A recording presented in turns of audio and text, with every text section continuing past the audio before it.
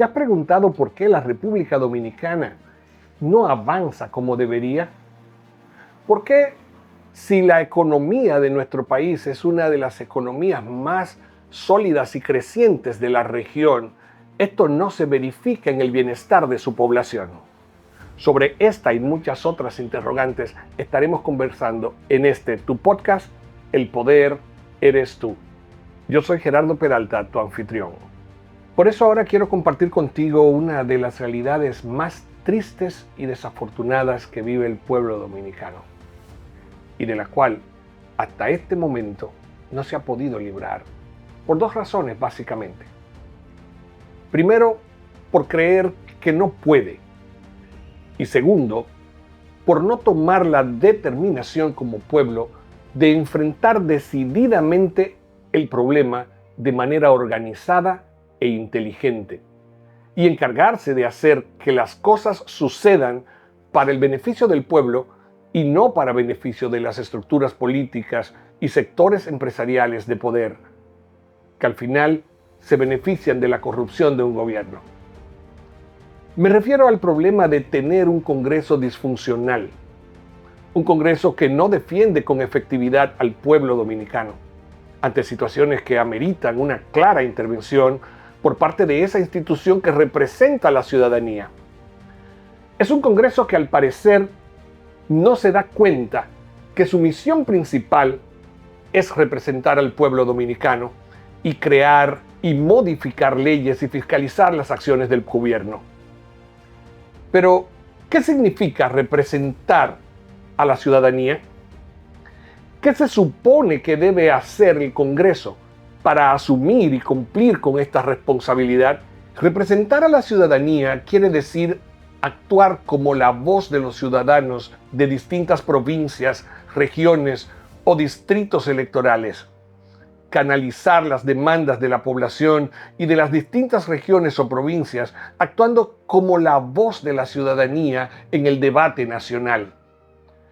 Debería ser el principal órgano del Estado en pronunciarse en favor de todos los dominicanos en temas de interés nacional y en defensa de los más sentidos males que afectan nuestra nación. Me tomé el tiempo para revisar el artículo 93 de nuestra Constitución sobre las atribuciones del Congreso Nacional, y dentro de sus muchas funciones quiero destacar las siguientes para que podamos entender por dónde debemos comenzar a sanear nuestro sistema político si queremos verdaderamente mejorar la calidad del servicio que le pagamos a los diputados y senadores y que sin embargo no guardan ninguna fidelidad a los intereses colectivos de la ciudadanía. El artículo 93 de nuestra Constitución sobre las atribuciones del Congreso establece, entre otras, las siguientes. El Congreso Nacional, que legisla y fiscaliza en representación del pueblo, le corresponden en consecuencia, entre otras, las siguientes atribuciones generales en materia legislativa: establecer los impuestos, tributos o contribuciones generales y determinar el modo de su recaudación e inversión. En caso de que la soberanía nacional se encuentre expuesta a un peligro grave e inminente, el Congreso podrá declarar que existe un estado de defensa nacional. Esa es otra de las tantas responsabilidades de nuestro Congreso. Otra más consiste en establecer las normas relativas a la migración y el régimen de extranjería, votar anualmente la Ley de Presupuesto General del Estado, así como aprobar o rechazar los gastos extraordinarios para los cuales solicite un crédito el Poder Ejecutivo.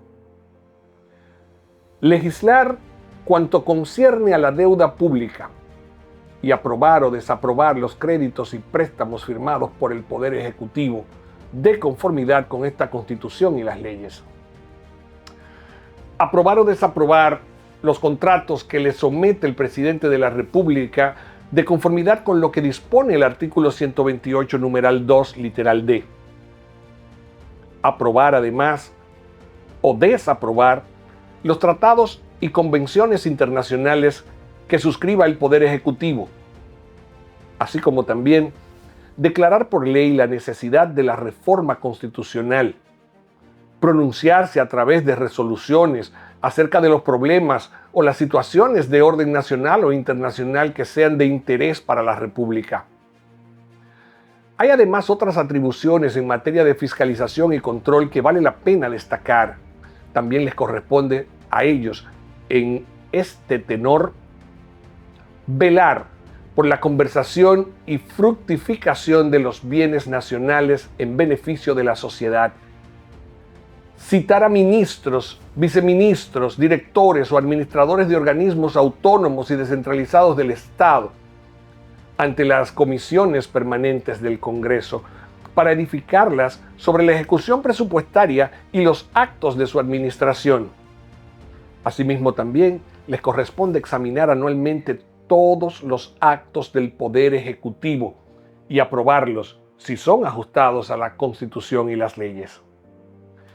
También le corresponde nombrar comisiones permanentes y especiales a instancia de sus miembros para que investiguen cualquier asunto que resulte de interés público y rindan el informe correspondiente. Y finalmente, también cabe mencionar que les corresponde supervisar todas las políticas públicas que implemente el gobierno y sus instituciones autónomas y descentralizadas, sin importar su naturaleza y alcance.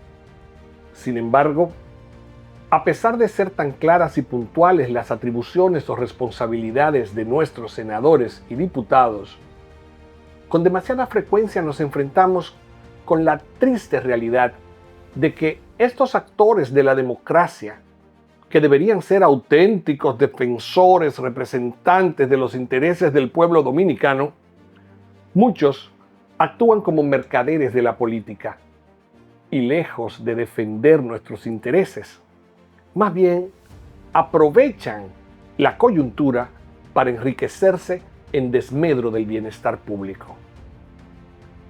Y es así que cuando examinamos con cuidado muchas situaciones que podrían ser corregidas en beneficio del pueblo a través de iniciativas del Congreso, como por ejemplo la terrible situación de abuso a la que se somete a los dominicanos con la ley de las AFP, la cual debe beneficiar exclusivamente al trabajador, garantizándole una vejez digna, protección ante discapacidades y un retiro seguro.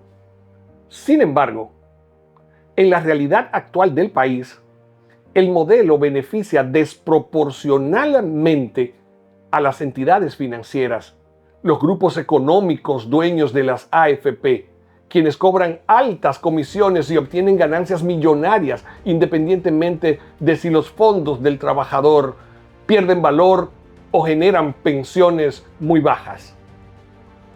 Otra situación que debería ser corregida en favor de administrar mejor los recursos del país lo representa el caso de los partidos políticos, a quienes el Estado entrega miles de millones de pesos del presupuesto nacional para financiar a estas organizaciones que no son capaces de justificar sus presupuestos ni tampoco de aportar un beneficio significativo a nuestra sociedad. Por ejemplo, en el año 2024 se le asignaron más de 2.520 millones de pesos a los partidos del presupuesto nacional y cabe preguntar, ¿qué uso le dieron los partidos a este presupuesto en beneficio del pueblo dominicano? ¿Cómo se beneficia el pueblo dominicano de esta inversión social? Dominicanos, así es como nos damos cuenta que nuestros grandes males sociales y económicos, muchos no han podido ser resueltos, no por falta de los recursos, sino más bien por falta de un razonamiento de las ideas enfocadas en impactar los mejores intereses del ciudadano. Por falta de disposición y de una visión alineada con los principios constitucionales y de servicio que deberían observar nuestros ministros y funcionarios públicos. Señores, es impresionante ver con la creatividad que se orquestan planes cada vez más inteligentes de cómo robarse el dinero del pueblo para beneficiar los intereses políticos o de grupos empresariales. Y no podemos dejar de mencionar la mirada indiferente de una clase empresarial voraz que no ha sido capaz de compadecer la miseria a la que somete al pueblo trabajador, sino que en vez de ayudarlo, lo oprime con precios cada vez más altos y salarios que no alcanzan ni siquiera para cubrir la canasta familiar. Sí, hermanos dominicanos, no podemos cargarle el dado solamente a las autoridades del Estado, que no están haciendo bien su trabajo. Es necesario ampliar nuestro foco de atención y darnos cuenta de que hay otros actores en el tablero del juego que también están apostando única y exclusivamente a sus propios intereses, sin importar que para conseguirlos tengan que sacrificar a nuestro pueblo. Hay que saber que donde hay corrupción también hay grandes intereses privados, empresariales y corporativos que se benefician de estas prácticas, de manera tal que los corruptos no solo lo podemos encontrar en los políticos, sino más bien en una corporatocracia rancia, disfrazada para lograr un sistema de esclavitud, donde si no abrimos los ojos y creamos conciencia, nos van a reducir a la nada.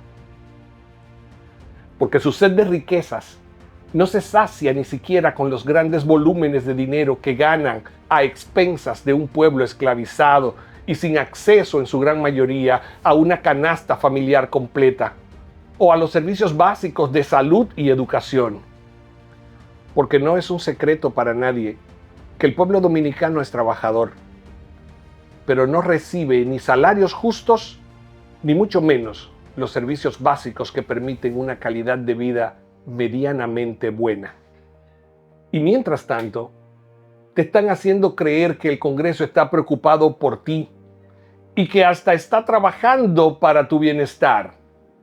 Pero la verdad que tú necesitas ver es que lo que realmente están haciendo es para beneficio de otros intereses, como en el caso del proyecto de la explotación de oro en San Juan, donde claramente se evidencia un interés que no beneficia a esa población.